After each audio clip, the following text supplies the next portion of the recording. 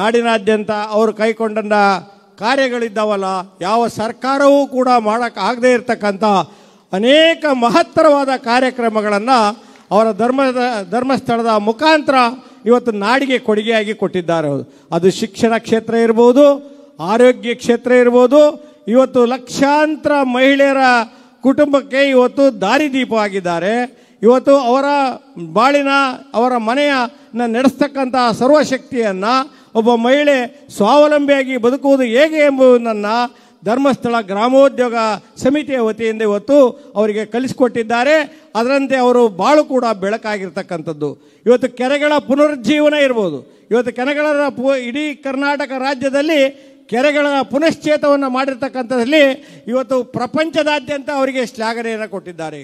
ಇವತ್ತು ಅವರಿಗೆ ಬಂದಿರತಕ್ಕಂಥ 106 ಪುರಸ್ಕೃತಗಳು, ಇವತ್ತು ಪದ್ಮಶ್ರೀ ಪ್ರಶಸ್ತಿ ಇರ್ಬೋದು, ಬೇರೆ ಬೇರೆ ಎಲ್ಲ ವಿವಿಧ ಪ್ರಶಸ್ತಿಗಳಿರ್ಬೋದು, ಅವೆಲ್ಲವೂ ಕೂಡ ಬಂದಿರತಕ್ಕಂಥದ್ದು ಅವರ ಕಾಯಕದಿಂದ ಅನ್ನೋ ವಿಚಾರವನ್ನು ಇವತ್ತು ನಾವು ಮರೆಯೋಂಗಿಲ್ಲ. ಇವತ್ತು ಅವರು ಮಾಡಿರ್ತಕ್ಕಂಥ ಮಹತ್ತರವಾದ ಕಾರ್ಯಕ್ರಮಗಳಲ್ಲಿ ಇವತ್ತು ಅವರನ್ನು ಇವತ್ತು ಇಡೀ ಪ್ರಪಂಚ ಗುರುತು ಮಾಡಿದೆ.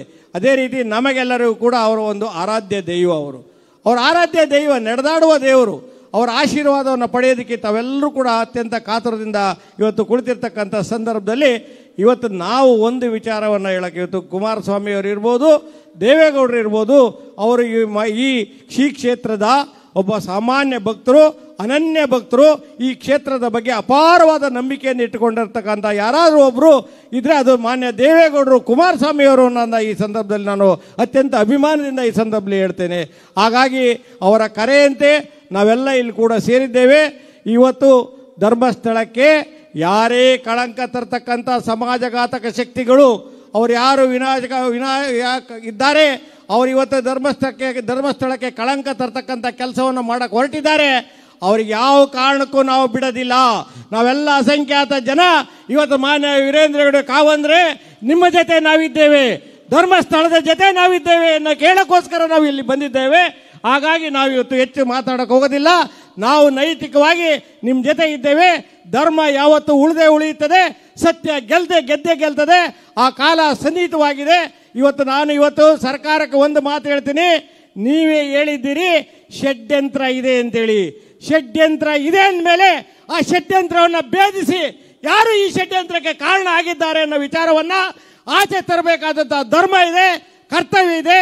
ಆ ಕೆಲಸವನ್ನು ನಿಷ್ಕಲ್ಮಶವಾಗಿ ಪ್ರಾಮಾಣಿಕತೆಯಿಂದ ನೀವು ಮಾಡಿ ಅಂತೇಳಿ ಈ ಸಭೆಯ ಮುಖಾಂತರ ಸರ್ಕಾರಕ್ಕೆ ಎಚ್ಚರಿಕೆಯನ್ನು ಕೊಡ್ತಾ ಇದ್ದೇವೆ.